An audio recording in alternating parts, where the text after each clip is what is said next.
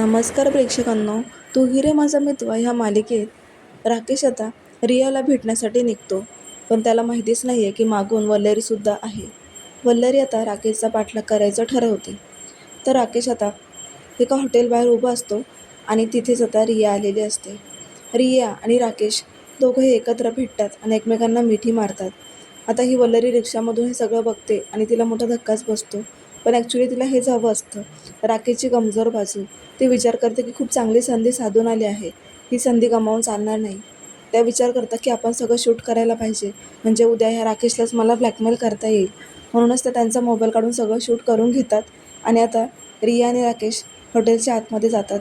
वल्लरी त्यांच्या मागेच हॉटेलच्या आतमध्ये येते आणि रिसेप्शनिस्टला विचारते की आत्ता जे दोघंजण आतमध्ये गेले ते कोण होते. ती बाई कोणतरी ओळखीची वाटते, सेलिब्रिटी आहे का. त्यावेळेस तो म्हणजे रिसेप्शनिस्ट काहीच बोलायला तयार नसतो. मग वल्लरी विचार करते की याला पैसे टेकवले तर हा तोंड उघडेल. तर त्याला 1000 रुपये देतात आणि सगळी माहिती काढून घेतात. मग त्यांना कळतं की नेहमीच राकेश त्या मुलीबरोबर ह्या हॉटेलमध्ये येत असतो. त्या वाट बघत असतात आणि विचार करतात की आपण राकेशला डायरेक्ट सरप्राईज देऊया. त्या वरती जातात आणि राकेशचा दरवाजा वाजवतात. राकेश दरवाजा उघडतो आणि वल्लरी मामींना बघून मोठा धक्काच बसतो त्याला. तो म्हणतो की बाजूला व्हा. असं म्हणून तो वल्लरी मामींना खाली घेऊन येतो आणि वल्लरी विचारते की काय हो जावई बापू, इथे काय करताय तुम्ही? तुमची बायको तुमच्यावर खूप विश्वास ठेवून सांगते की माझा नवरा समाजसेवा करतो, ही समाजसेवा आहे का तुमची?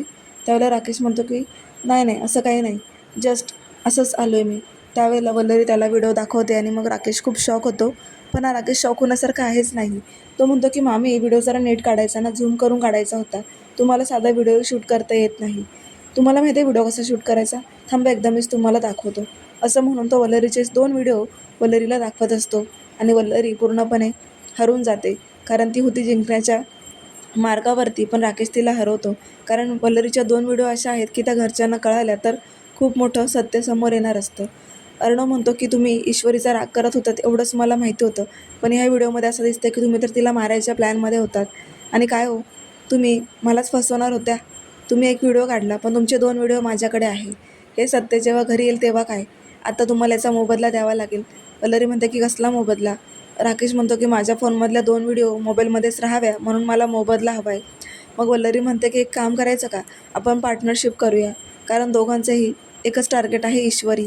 म्हणूनच सांगते जावई बापू, तुम्ही आणि मी म्हणूनच आता वल्लरी आणि राकेश एकत्र आलेले आहे. दोघांचं एकच टार्गेट आहे, ईश्वरी. तेव्हा आता पुढे काय होणार हे पाहण्यासाठी चॅनलला सबस्क्राईब करा आणि अशाच डेली प्रोमोसाठी नोटिफिकेशनच्या ऑल बेल आयकॉनवर क्लिक करायला विसरू नका. धन्यवाद.